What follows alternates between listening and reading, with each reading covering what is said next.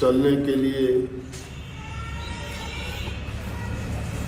हमें मिलते रहते हैं, और कई बार तो हम अपने संसारी कार्यों के कारण जब विचलित हो जाते हैं और सत्संगों में आके बैठते हैं तो स्वाभाविक रूप से सत्संग में वो बात हमें मिल जाती है जिसके कारण हमारे भ्रमों का निवारण हो जाता है। और फिर बाद में आप कहते हो कि जी जो बात हम लेके आए थे वो तो आपसे बिना पूछे ही हमारा सत्संग में उसका निवारण हो गया, हमारा भ्रम निकल गया। इसलिए सत्संग को गौर करके सुनना चाहिए। हमारी जो ज्ञान इंद्रियां हैं वो इसीलिए दी गई हैं कि ज्ञान प्राप्त करने के लिए उनको हमेशा जो चीज ग्रहण करनी है उस पर केंद्रित करना चाहिए। आंखों का काम देखने का है, तो जो भी काम करते हो उसको पूरे ध्यान के साथ तवज्जो देकर इन आंखों से वो काम करते हुए देखना चाहिए। नहीं तो कई बार लापरवाही करते हैं, काम करते जाते हैं, ध्यान इधर उधर भटक जाता है, देखते नहीं तो कई बार चोट खा लेते हैं। लेकिन सत्संगों में उन आँखों का क्या काम होना चाहिए? गुरु के दर्शन करने चाहिए। आंखें हमारी वहीं लगी होनी चाहिए, क्योंकि जो चीज आंखों से देखते हैं उसका संदेश हमारे दिमाग में जाता है। किस वक्त में कौन सी बात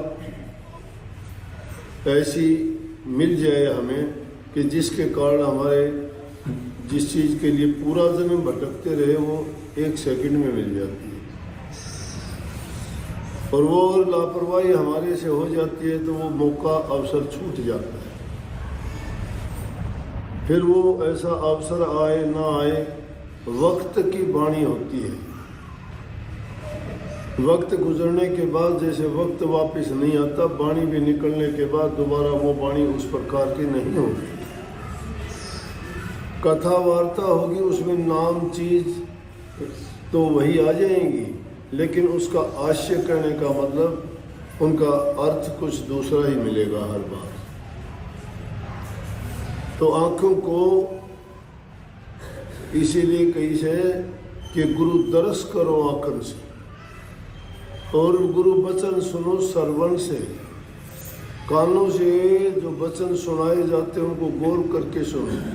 कानों से भी जो चीज सुनते हैं वो भी संदेश दिमाग को देता है, और दिमाग में जो ख्याल पैदा होता है वही अच्छा भला बुरा सब सोच के फिर उसको कार्य अनुवित करता है। तो स्वामी जी महाराज ने वाणी जो लिखी उसमें इन चीजों का संदेश दिया साहब कि गुरु दर्श करो आंखन से, गुरु वचन सुनो श्रवण से। गुरु केवल मन को मारो, गुरु केवल काल संहारो। गुरु ब्रह्म रूप धर आए, गुरु पार ब्रह्म गति गाए। गुरु सत्य नाम पद खोल्या, गुरु अलख अगम को तोल्या।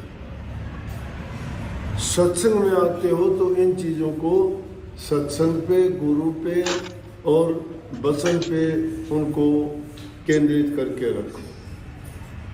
आंखों से दर्शन करो, कानों से वचन को सुनो, और वो सुन के अपने मन में उन चीज़ों को उतारो, क्योंकि गुरु की ताकत से, उस वचन की शक्ति से ही मन को सुधारा जा सकता है।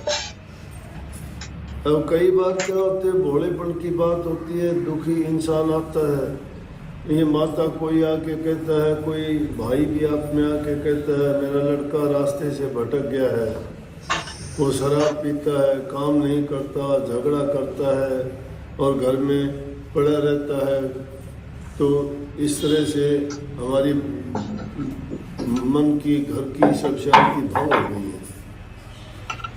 वो सोचते हैं कि वो ऐसा करने से ठीक हो जाएगा। ठीक कहाँ होगा? जब वो खुद नहीं आता, वो वचन उसने सुने नहीं हैं, उसका बदलाव नहीं होगा। ठीक है, आपकी भावना है, आप चाहते हो कि सुधर जाए, लेकिन जब तक वो पास नहीं आता तो आप कैसे उसको सुधार दोगे? उसको पता ही नहीं है कुछ भी। यहाँ लेके आने की कहोगे तो भी वो इनकार कर देगा, मैं नहीं जाना चाहता। लेकिन आपके मन में ये भावना है, अच्छी भावना, अच्छा ख्याल आदमी को बढ़ाना चाहिए। ख्याल में शक्ति है। जैसा तुम सोचते हो, वो तुम्हारी सोच अगर सच्ची है और अगर अपने गुरु भक्ति में अपने मन को लगाया है तो मन